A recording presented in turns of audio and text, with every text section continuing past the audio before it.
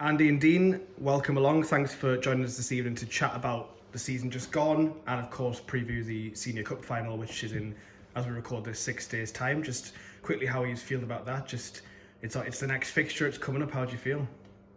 Excited. I think since we come to the club, we haven't had great runs in the cup. I know we got one semi-final one year, but yeah, we took it serious this year, and we knew that it was a target for ourselves to try and get to the final. It's obviously a huge night for everyone involved. As a club, it's big for everyone, fans, committee, and everyone alike. So yeah, everyone's excited. We've trained a few times since the end of the season. So yeah, everyone's ready to go. We've got 2 more sessions before next Wednesday, and hopefully we can put a performance on next week. Super. So before we kind of delve more into that, we'll kind of go back through the season.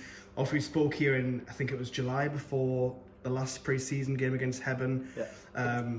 It might be interesting just to kind of go back over some things you've said. Yeah. Yeah, it was a long time ago.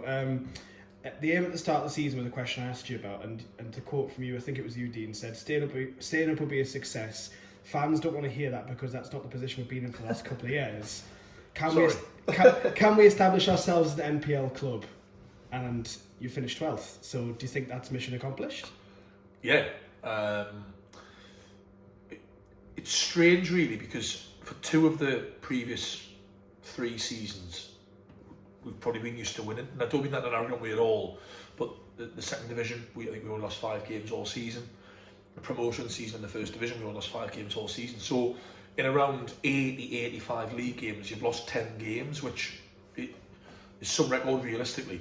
So to go into a season where unfortunately you've got to bite the bullet a little bit, and you're competing with sides and clubs who are unfortunately way above your level financially, and they've been in the league a lot longer, it's something which we had to kind of accept, that you might lose more games than you win. Now, again, the fans didn't want to hear that, we didn't want to really say it, but we had to be realistic at the start of the season. And it maybe took us some shovel going into it, but it did take us time to find our feet. We couldn't realistically, we didn't know disrespect anybody, but recruitment wise, everything last summer just seemed a bit of a struggle for us. And I think I probably told in the first weeks and months of the season that we just struggled to get to that level. So yeah, in answer to your question, I think it's a huge tick in the box. The ambition was to stay up, the aim was to stay up, and the lads have done that fantastically well. I think, just based on what Dean said there for you, Andy, you know, maybe fans wouldn't have wanted to hear that, but I think now you can look back and say that was the correct approach, and I think it's served you well, and it's turned out for the best. Yeah, it was a bit of an unknown, wasn't it? So going up, you've got to start from the bottom realistically, and that's what we did. Obviously some big sides within the league, and we just needed to stay above that line, to be honest with you. And it was a tough one, and as Dean says there, the first few months we did open our eyes a little bit, and we spoke to a lot of clubs, to be fair, didn't we, about how they approached their first season, and you just need to stay in the league as best you can. And it's the same when you look at the Premier League, League One, League Two, things like that. You've just got to stay in that league and adapt. And yeah, we've got above the line and a little bit more than that. So yeah, it was a good season in the end, wasn't it? Well, you make an interesting point there, Dean, about just being used to winning. You know, you've had 2 really good years, and then you have a year like this. And I remember talking to you, I think it was at Pontefract, that away game. I'd got used to talking to you. Just all happy and we're doing great, and then that one for me was a bit like, I was a bit shell shocked. I think we all were a little bit. Was that one that sort of sticks out? In the early part of the season was one where we're like, you know, I think we got taught a lesson that night, and it probably informed us going forward, and probably needed to happen really, just to get a grips of what we're facing. It wasn't very nice. No. Yeah, I think certain things stay in your mind after the end of the season. I think that's one. We went down there on the first Tuesday, or Wednesday, it was a Tuesday night, wasn't it, the first Tuesday of the season. Belter here, we're really unlucky the first day of the season, they scored towards the end, we had one clever line at the end, so we were thinking, it's okay, like they were obviously fancied and we've done alright, and so you go down there on the Tuesday thinking, like, we're going to adapt okay, and it just wasn't very nice at all, from minute one really. Not just on the pitch, I think we learned a lot on and off. I think there was things said from their manager, particularly at the end of the game on the radio and stuff, which angered everybody a little bit, angered us at the time, and I remember going in, we trained 2 or 3 days later, and we put it on the speaker and said, look, that's what people are thinking of you now. And yes, it's so early in the season, but that's what you're known as at the minute. That a team that, I think you said, weren't good enough, weren't fit enough, weren't this, weren't that, weren't the other, and we'd had a huge shock coming up. And he was probably right that night. So, although yes, it was a massive negative of our season, driving home at midnight, seeing signs for London, and From the wrong way. oh, it wasn't very nice. But actually, to flip it on its head and try and take some sort of positive from it, it would probably have, in that we took the comments quite personally and used it ultimately in future games against other sides to try and not be that team that we were that night. Look, you're going to have games like that. I think Cleethorpes lost 3 or 4 in Ossett, if I'm sure it was. They're the best team in the league by some way. So everyone loses football games, that's all right. We said at the start of the season we will do that. Liverpool will lose football matches, Real Madrid lose football matches, everyone will and everyone does. It's unfortunate, it's how you react to them, and you try not to lose as many as you win, and that's how it works. But yeah, it was a real learning curve, which wasn't nice at the time, and thankfully I don't really think we've had many days like it since. No, I think especially in the back half of the season, which we'll get to as well. But interesting to mention there just about being spoken about in that way by other clubs. Like, we're not going to retread old ground of it, but has that been a new experience for you in terms of clubs speaking in quite an open way about oppositions? Not getting into details about particular people, but in the Northern League, I don't think because it's all North teams. I don't think there was that kind of thing. But we've gone to a different area, and there's some big clubs, and maybe they are used to doing that sort of thing with bigger clubs higher up the leagues, and it's a bit of a new thing for us to be spoken about in that way. I think we've discussed it a few times. I think they're not really bothered about Heaton, and they're not really bothered about other sides about. They just look after themselves, and a spade's a spade with a few of them. And there's been some comments across the season, which we'll probably get onto a little bit, that you sometimes listen and think, oh, I didn't quite see what you've seen there, but you've just got to take someone with a pinch of salt. I think the Pontefract one hurt. I think, as Dean says, we were used to winning, and then there was a little bit of needle, and I thought it was a little bit disrespectful, but we're not going to. But we use it as fuel to sort of push ourselves. I think that one was probably the one. I think the rest of them is just people's opinion on the game and games you've played. You'll have people who see games different to how you see it, and they're not too frightened to say it because they're not that bothered. They're 2 hours away or 3 hours away, where in the nicest possible way, if we played a Shields or an Ashton somewhere close, I just don't think you would come out and sort of say different bits and pieces. And that's often against Shields, and that's just using them as examples where people just hammer you for no reason, basically. And that's probably why you've asked the question, and they get after you. If they beat you, you really know about it. That's all I'll say. And we probably had to learn about that when we're speaking, because we do try to be quite respectful when we speak. And I'm not saying people are disrespectful, but they're very, very, very for them rather than caging it in a little bit, so to speak. So you learn from that, and you've just got to be able to put your tin hats on sometimes and accept criticism from other teams, and people don't see you as the big side. And we probably built a little bit of a reputation of being a decent side in the Northern League, hence why we did what we did, and other teams aren't bothered about that, so they'll just say it how it is and give you a little bit of stick if you get beat, and that's that. I know there's a place we went early in the season where we got, for a fan point of view, got treated quite well, and somebody told us afterwards that we only got treated that well because they beat us, and maybe we'd be different if we'd won the game, and that sort of thing. It just happens, doesn't it? It's football, isn't it? And honestly, and I know we say it doesn't happen in the Northern League, it probably doesn't because it is so quick community based, everyone's around the same place as each other. It happens at every level of football, and people might say, oh, because you won or because you lost and stuff. Yes, teams will come and be honest, and I get that. We try and do the same. There has been comments made throughout the season which are uncalled for. That's just that, in my opinion. But it's a football. It's opinions. If every opinion me and him had were true, we would have won the league. So we didn't.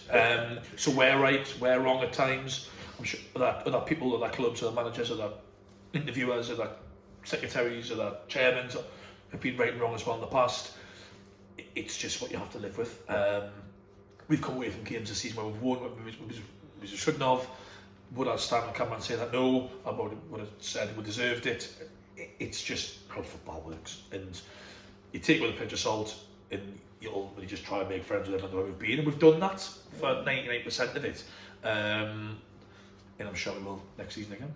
And how have you found the added travel element? Because I know we spoke at the start of the season and you said it wasn't going to be too much of a factor, and you know the reality is we're not going to be up and down the country every single week, like, you know. We have been. I was going to say, has that been a bit of an eye-opener in terms of how it actually played out in real life as opposed to, or was it kind of what you expected? I mean, you're speaking to two different people there who I don't mind and who does. So I found it quite easy, personally. It's a big factor, especially when you're doing 9:30, 10 o'clock leave and you're back 9 and 10 o'clock at night. It's a long day for people with kids, families, wives, their jobs and all these things.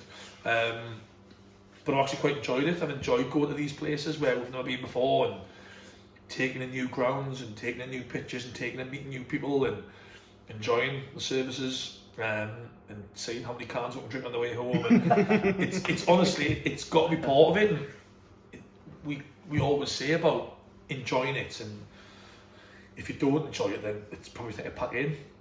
And that's been more so than ever this season, where there's been times this season where we've been driving home from games thinking, like, I don't know how much I can give to this, but then all of a sudden you get back on the bus surrounded by 18 of your mates, have a drink and think, actually, like, this is why we do it. So I've quite enjoyed the travel. I wouldn't mind the league putting more northern sides in if they're listening. There'll be more this year. But yeah, like I say, I think from my perspective, I think it brings you even more close-knit than we ever have been. I think we've enjoyed some really good ones, especially when you win. They're really, really good days. And yeah, like I said, we're just going to try and win more than you lose on the road, and I'm sure you'll enjoy it more.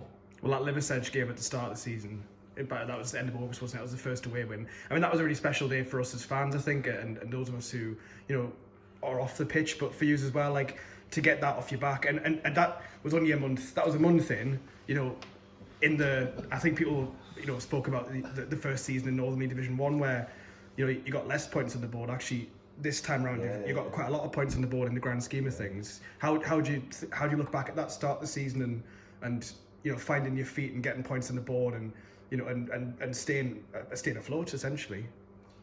I didn't see an away win until February, mate, so... Oh yeah, you went that's probably why I didn't quite enjoy going. Didn't come any of February, so it's a surprise. I wasn't at Liversedge. It was a good day. So I've seen the videos, yeah, it was decent. I can't talk about Liversedge, but like, I don't think we started too badly, did we? Like, we'll probably, again, go on, it was started alright. Obviously, you want to get the monkey off your back a little bit and get that win. And I think, did we draw at Ferriby beforehand? Yeah. And it was an own goal by Ellie, where it's one of the best ones I've ever seen, to be fair. And you just couldn't get over that. I think we're beating Concert here, and we just couldn't quite nick that win, could we? Then obviously you just went down to Liversedge, and I was keeping a close eye on that, and I was thinking, they're winning here, like, and I'm on there. So obviously, your first time was after the game, I remember, and I'm sure the bus went missing, and loads of things happened. You were all singing, it was boiling hot, it was a good ground, it looked good, and I remember probably on the Sunday when he sobered up a little bit, saying, here, like, we've got that monkey off our back a little bit, and then we went another 4 or 5 months without winning an away game. But the start was decent. We'll probably go on to the middle part. That's probably where we fell short, and probably why you were in a little bit of a scrap at the end because of the middle part of the season. But the start of the season was actually alright, probably up until, was it Ossett were beating Sherwood and Brickhouse here, and we beat Aycliffe. We're putting points, I think we're to 11th at one point, weren't we? And then it just went south a little bit. Yeah. That happens. Yeah, the start was, I think it was because it was so new, wasn't it? So every point you picked up, you felt like we're getting better and better and better. We did beat some good sides as well. You see in Aycliffe, they're here. Arguably performance of the season, I thought. The Liversedge game away, it was a good day, wasn't it? Just a great place to play football on the day. It was boiling hot, and so many were fans there, and people were like tops off and all. It was just, honestly, it was brilliant. And I think once you've had it, it gives you that taste of thinking, let's go and get more of this. And that, like you say, is when you then went a few more months without winning an away game, you start thinking, oh, we need to get that taste back pretty quick. But yeah, what I would say as well is, yes, our away form wasn't fantastic for the first few months. It goes hand in hand with playing some good sides. And 100%. your home form, there's a reason why every single team in the league wins more home games than away, because it's difficult, it's tough, it's hard. You go to these places and they're really, really tough places to go. Good sides, good pitches, good managers, good setup, good shapes, everything. And every single point you've picked up, all 51 points we've picked up, we've earned. We haven't come away from one game thinking, yeah, we've just kind of steamrolled. That was easy. Or you've had to earn every single one home and away. So, like I said, the away ones are really tough. So after the Liverpool Edge one, it's a huge tick in the box. And like I said, it was just a shame that we went so long then without another away win. And then there was the middle spell that you've referred to, Andy, where I think it was 11 games without a win. That kind of crossed over from November into, I think, February. It passed on to... I remember talking to Jay Eric when he scored his first goal and saying, that was the first time we've won since he'd actually come to the club. Must have been Jay's fault.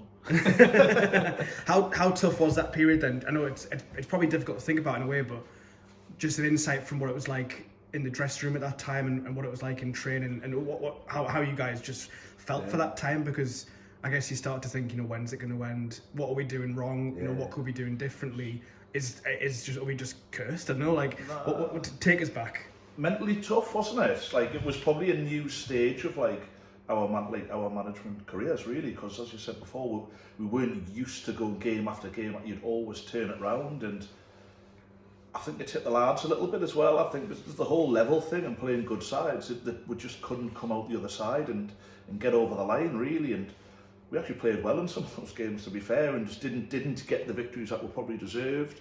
And we just stuck at it. Honestly, like what Dean says, the sort of the cohesion in the group and the banter and the lads all together, and we just stuck together, didn't we? I think we had a lot of phone calls Monday to Friday saying, please, tomorrow, can this be the one where we win? And you look at the table, you're thinking, there's many times we went, are we good enough? And we had to improve the squad as well, let's be honest. We had to go out and we had to go get a few more players in, and that's no disrespect to what was there, but we needed to get back to the level. So we added a few in. I think getting Grovesy and Robbie on loan, I think that they didn't win for a while. I don't actually think Robbie won, apart from once, to be fair. But around the dressing room, what you'll probably see, like standards from lads who have won that league, and we just mucked in. Honestly, we just mucked in and had plenty of phone calls, and it's hard for us because we've got to get ourselves up for it. So when we're losing, we've got to jump on a bus to Bridlingtons, and we've got to jump on a bus to Garforth, so wherever you're going, and you've just got to keep going. And I think we've learned a lot from that. Honestly, I think being there is probably another string to your bow, a different one to winning games and being near the top of the league. We now know how to deal with sustained periods of not winning games.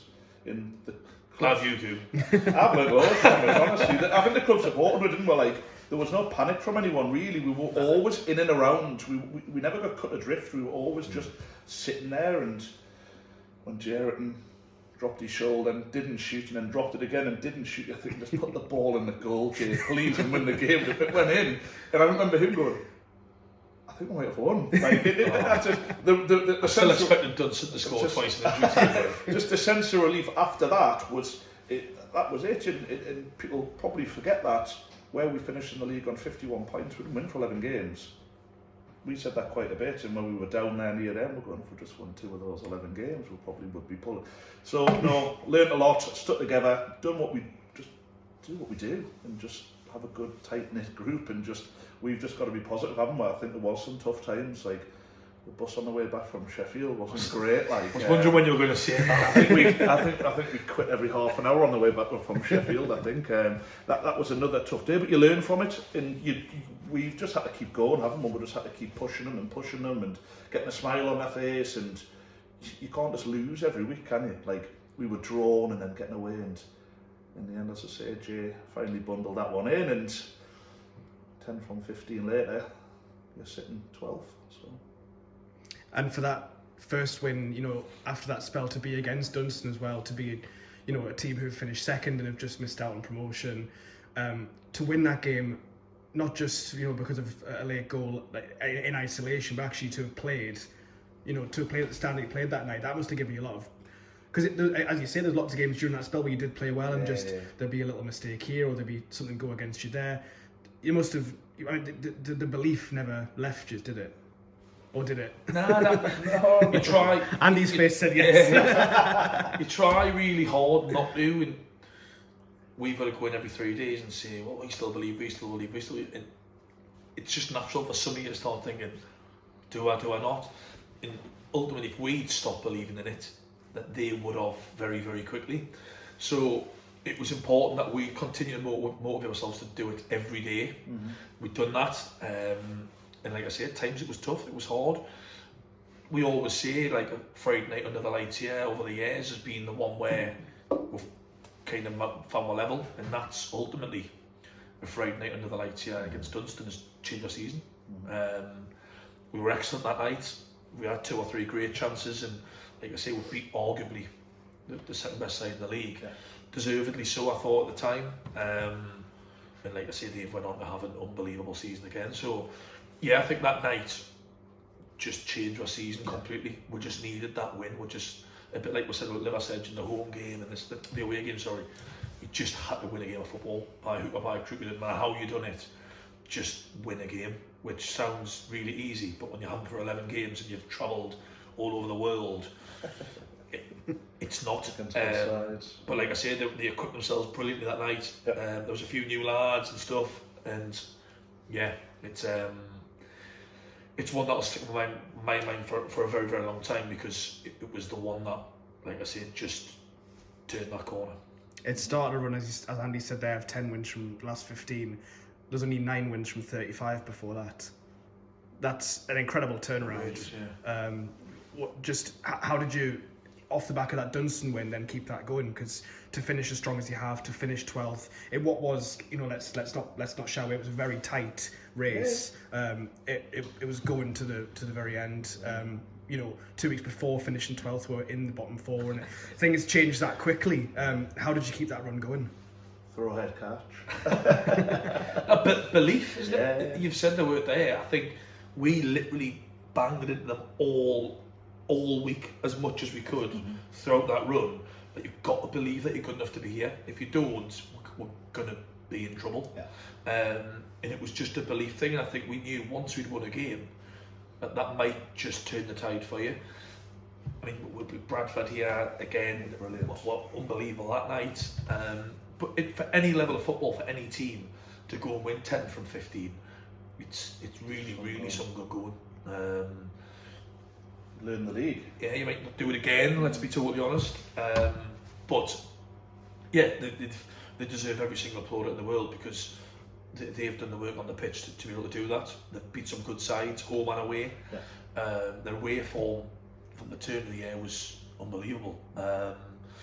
So yeah, I think belief's the word that, yes, we harped on about it, but they did as well. You could hear them talking about warm-ups and changing rooms and training, them saying, we need to believe we'll win this game, we need to believe we can go and win here, there, Saturday, and they've done it.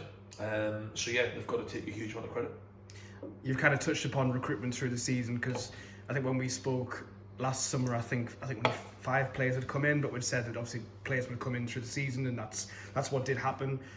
Connor Walker kind of being the one from that recruitment in the summer that has kind of made a big impact.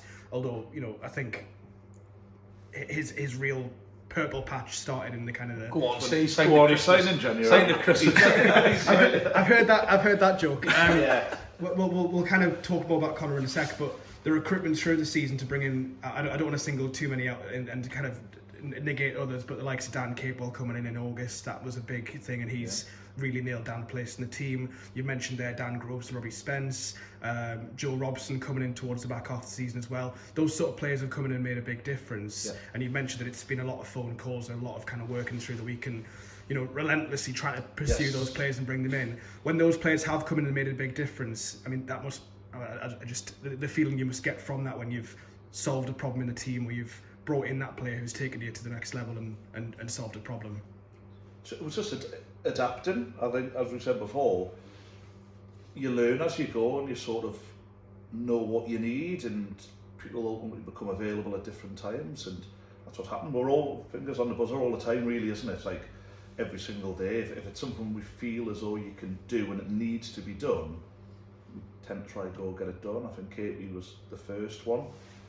I think we realised quite quickly that he heads a lot of footballs. And I think in this league, and this is not just about the league, because there's a lot of good football inside as well. There is a lot of football, but at times you also have to head a lot of football. So Katie coming in was probably the first real established one at the level, would you say? And then it followed by obviously Grovesy and Robbie coming in, and you've got Alex just came in, and Jerriton's came in after Bailey Adamson's come in, and then I think Joe coming in as well. I think Joe, he was brilliant, to be honest with you. That's not just a single one out, but for me he was really decent. Joe, and he came as well, and things just click when you put bits of puzzle in it. Builds the puzzle, doesn't it? Yeah. So that was that, and we just kept our finger on it all the time, didn't we? Even through the hard spells, and I think recruitment was decent, wasn't it? We probably got it right in the end. Yeah, I think we've brought some real good quality in, and obviously we said in the summer that tends to happen during the season. I think the summer before we went out and signed some Craig Scott and Sean Reid straight away, and I think everyone was a bit like, wow, like that's really hard to do.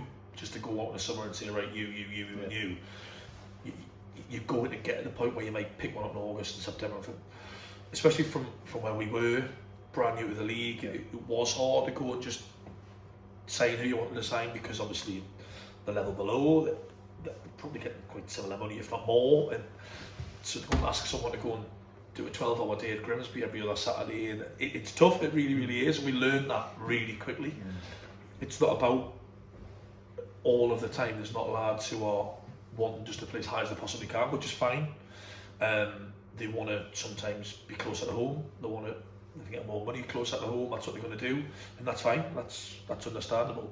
So you've got to go and try and find the right lads who want to do it. And like you see, the likes of Alex and Darlow and Bailey and Robbie and Rosie from Heaven have dropped down a level and probably changed our season a little bit. That experience, the standards that they've set at a club who won the league last year and established themselves again this, really helped us on the pitch and off it. You bang Jerriton in the mix, you bang Joe Robson in the mix, and of course, like I say, Katie, who came in and arguably might be player of the season, he's been excellent. He really, really has.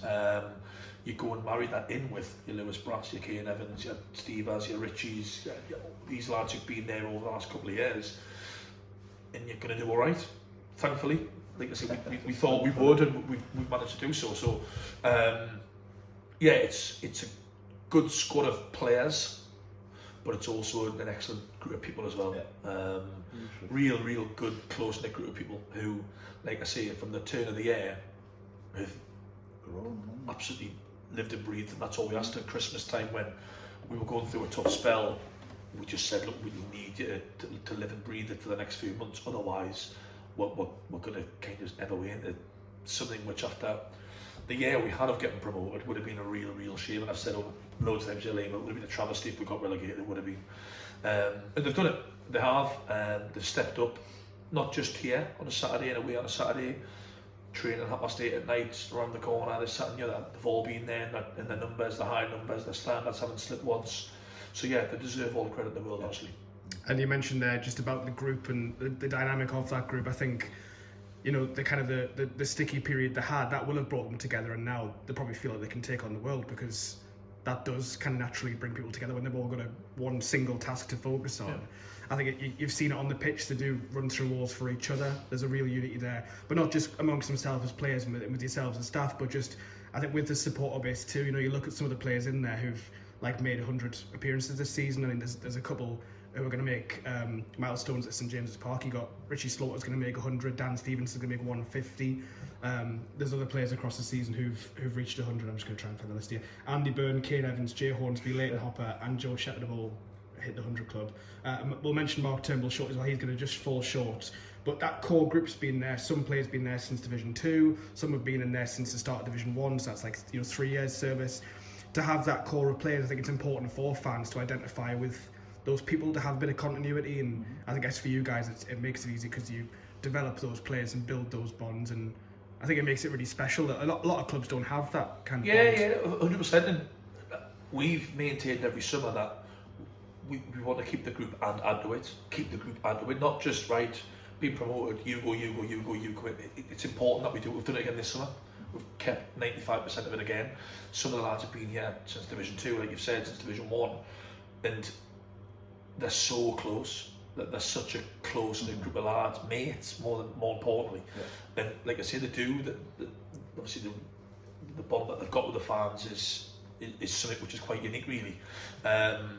So it's important to recognise that. It's important that we recognise it in how long they've been with us for and the quality that they show. It's not as though that they've been here 3 or 4 years and they're kind of clinging on for dear life here. They've found a level. They're at a brand new level, and they've all adapted to it, and they've all actually excelled in it. So again, like I say, that they all deserve massive credit from, because let's be honest, there's probably people outside these 4 walls thinking, will he be good enough? Why is he good enough to do what I see? And they've all kind of just pushed that to one side, and they've all proved they are. So yeah, some big milestones this year, and some obviously to come next week as well, which reflects, I mean, Steve Arney's 150th at 23-year-old. It feels like he should be about 37 now. Like he's too long, but it's just a sign of he come in. I think we've been here 2 weeks, 2 or 3 weeks, and he's been a mainstay, and he's, like I say, is still one of the best that we've got, and that's credit to him. So yeah, the longevity of the group that we've had over the last couple of years is really, really important. And just a word on Mark Turnbull, we've spoken, Dean, but I want to get some from you, Andy.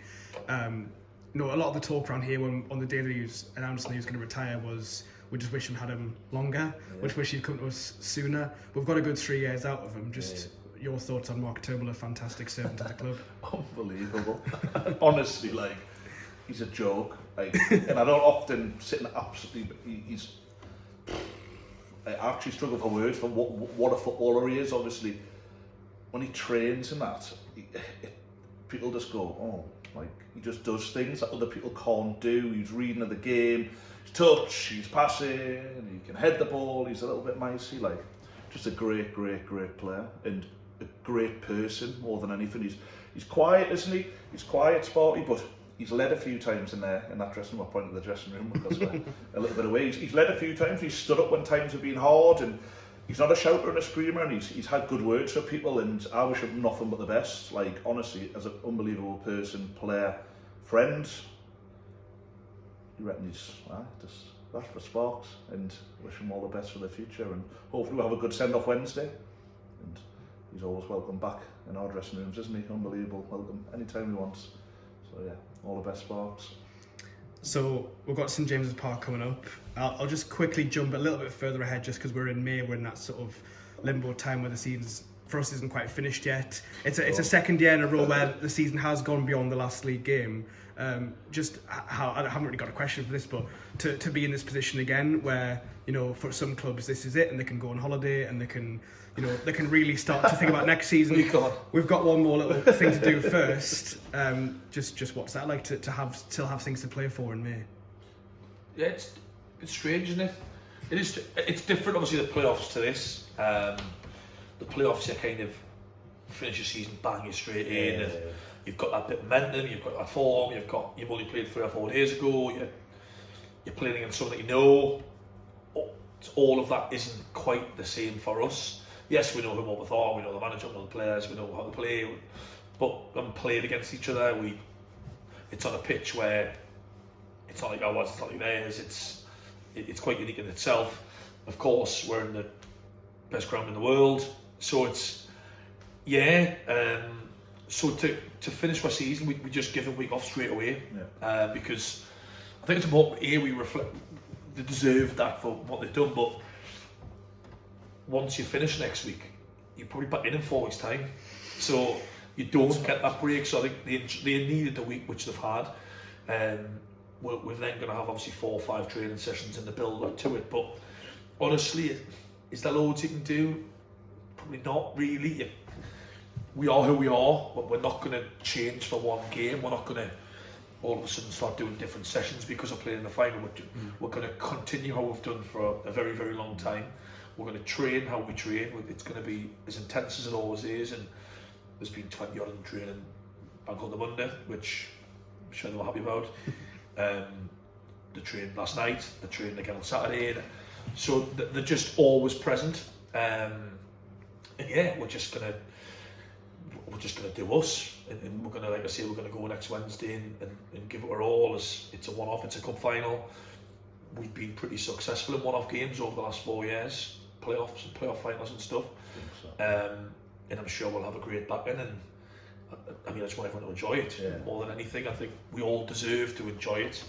And I said the same to Mark Carruthers last night. You will only enjoy it if you go and give it your all and put a performance and get a result. So it's not a charity match. We're not going to make the numbers up. We're not going to walk on the pitch and think it's the best thing in the world. We're going to try and win a cup final and win a cup and bring it back here and let these lads be remembered for arguably the greatest season the club will ever have if we do that. So that's the carrot for them, and they're all determined that's what they want to do.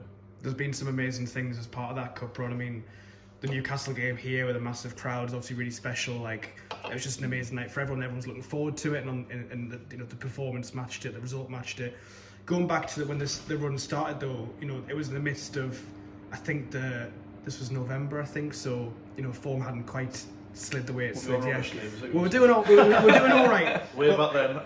But could you have imagined back in November when 1-0 down Whitley Bay, Shep hadn't scored his header yet, that would now be sitting here talking about St James's Park? Yeah. Yeah? Yeah, 100%. Never in doubt. Well, we put Shep on up front, and we got a few funny looks from Scott and James sitting behind us, and we just chucked him on at the end and said, "Oh, look, it was important for us to see Senior Cup." We said at the start, but I think when you get beat 1-0 and you're going to get knocked out in the first round, it quickly changes to, that one wasn't that important anyway. It's just naturally football. So you chuck Shep on and you think, can we go and kind of get one? And he's bundled the header at the back post. You win on penalties and you think, it's brilliant, this, I want to get St James again. So yeah, it's the first one, isn't it? Like the first round, I think every club will tell you the same. The first round, it's either, if you win it, it's great, and if you lose, as you just say there, it's like it's a really difficult one, because it's just bang in the middle of the season. It sometimes comes as it unnecessary.